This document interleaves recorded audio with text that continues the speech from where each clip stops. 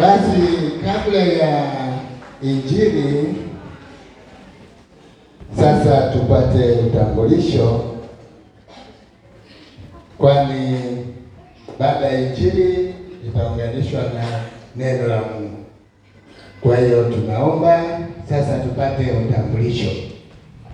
Karibu aliyeandaliwa kwa ajili ya utambulisho.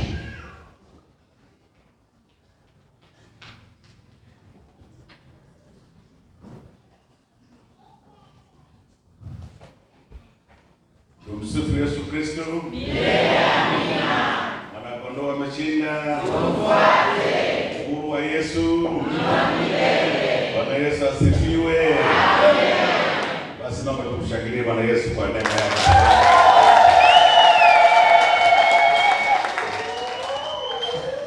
Nimepewa nafasi ya utambulisho, lakini kabla ya yote nishukuru sana Mungu kwa ajili ya siku hii ambayo ametuunganisha. Bwana Yesu asifiwe. Amen.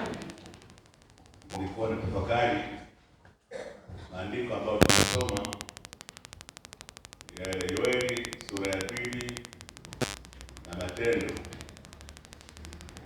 Nadhani wale wenzetu waliotangulia kueleza mwanzoni makusudi ya kusanyika hapa ndio maandiko yale.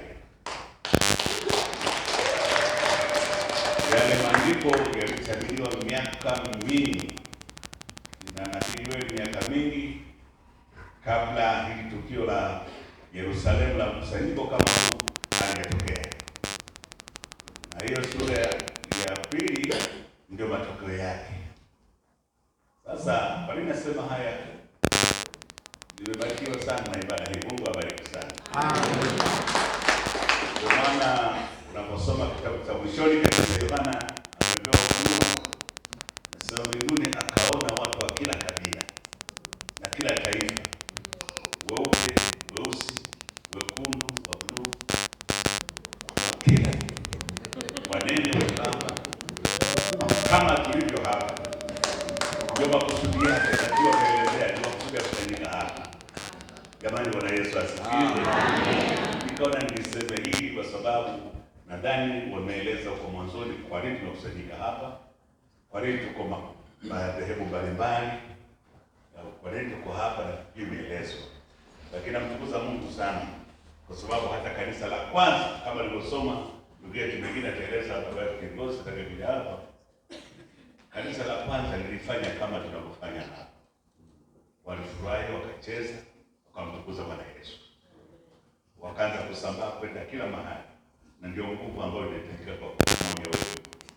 Sihubiri kwa majina, naitwa Askofu Profesa Ronald Njoka. Kwa nafasi yangu katika mmoja wetu ni makamu mwenyekiti wa Jukwaa la Kristo katika mkoa wa Mbeya. Natokea CCT. Natokea CCT kwa ujumbe kwa baraza yetu. Lakini nilipewa utambulisho kwanza. Namshukuru Mungu kama nilivyosema, ninyi nyote karibuni sana. Sikia vizuri, karibuni sana.